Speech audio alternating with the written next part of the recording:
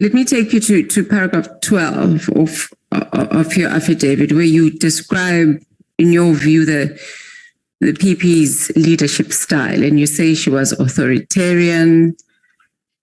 She must be bowed down to, quite literally. Her style of leadership was characterized by inflexibility. Now, Ms. Baloyi, is that not a bit of an exaggeration? Can you just elaborate on this authoritarian and bowing down to leadership style, and how she must be addressed as madam and all of that? Can you elaborate for the committee, please? Yeah, that has been my experience, having been in that particular, office. For instance, I have worked with various MECs and ministers, but when the public protector walks from an office to the boardroom, we had to rise, and which I find it, an anomaly that, it's not a person that walks in as an executive authority, which most of the MECs and ministers that I've worked with, do not actually, do that. And I think I just felt that when you are at that particular level, you need to deal with matters, in a manner that you understand your team, you understand your environment. I'll cite an example. Sorry to disturb you. You said you had to rise. You mean if she walked into a room and you were already in the room, you had to rise? Is that what you mean? Yes, we had to rise. We had to rise. Okay. And you interpreted this as what? I mean, for me, it's I interpreted it as a sign of power and leadership that needed to be done.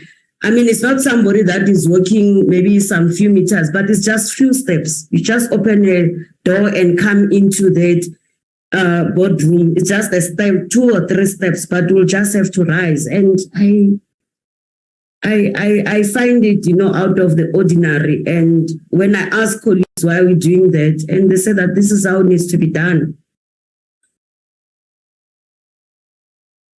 So you say then she fostered, we're still on paragraph 12, she fostered a culture of mistrust and insecurity in the organization, and you make reference to a WhatsApp text that you say she sent you, warning you not to trust Ms. Mkhwebane. And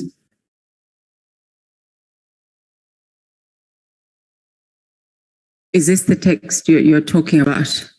Yes, that is the text that I spoke about. Are you able to recall what circumstances what led to this WhatsApp text message? If you look at the date, it was when I've just started, in that office. And it was a day after, Mr. Tebele and Ms. Mkhwebane were in my office for a long time, dealing with this particular, for a period that they've been in a meeting and appraising me on certain matters. And she was, I can't remember, but I was surprised that, she could send me that message. But my assumption was, it was because of that, because I've just started and I didn't know the individuals, personally.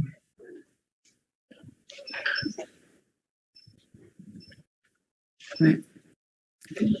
So can you also just elaborate for the committee on what you mean by what you say in paragraph 13, which is the PP would not or couldn't allow professionals employed in the PSA space they required to do their jobs and to conduct investigations. These are quite serious claims to make, but of course you were the CEO and you were there. What do you mean by this? Yeah, I've noted your hand, Advocate Mpofu.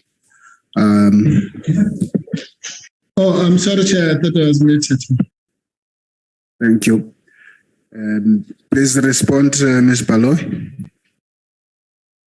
At the time when we're dealing with this, backlog and other, cases, then there was a proposal that, people should be moved around. Other people would not be dealing with this kind of an investigations. Now they have to go to new areas. On the other hand, we were also, focusing on, a new organizational structure that, was supposed to be fit for purpose. So I find it very difficult as to what is it that, that needed to be done. And in that particular process, outside one example, one, in senior investigator was in a state that, she had to cry in the corridors because now she was being moved to another area. And the other reasons for, the reasons that when you engage with Mr. Mahlangu, it was about, gossips that ultimately led to making decisions that were not in the interest of the work that we were doing. And, at the end of the day, you'll find that, there were levels of mistrust amongst colleagues because of, somebody else now had to deal with a matter that somebody else, have not been done. So, when these decisions were taken, were excluded from the process, and with all executive managers, we had to meet with Mr. Mahlangu to say that in the middle of these investigations, you still expect us to perform. However, you want us to move people around. We are also supposed to deal with structural matters. And you are creating a problem for all of us because of then we are sitting with, employees that are not happy. There's tension in the office as to what informs, those kind of outcomes. So in most instances, what you get from him was, no, we have just observed so and so it's, it's not going to do this report quite well, or so and so cannot be trusted. But I said, this is a professional environment. As a COO, as a program manager, when you move someone and they were doing their work, we need to explain this thing. I remember that there was a lady that even went to the public protector's office, Princess, and she came out of there in a state because she was one of those that were supposed to be, moved. She was crying in the corridors, hysterical. And Mr. Mahlangu wrote to, the chief investigator in that unit to say that she must tell Princess to behave, instead of causing drama. And I said, this was not about drama. This is about, work. So at some stage, that's what I'm saying, that, when somebody comes to your office and cry to say, I've never done this work before and I cannot be moved and I need to be, assisted in terms of looking into how I go about this work. I require training. On the other hand, this work of dealing with these cases, it's massive and there are tight deadlines. And when you ask me to go and start something new, I will fail.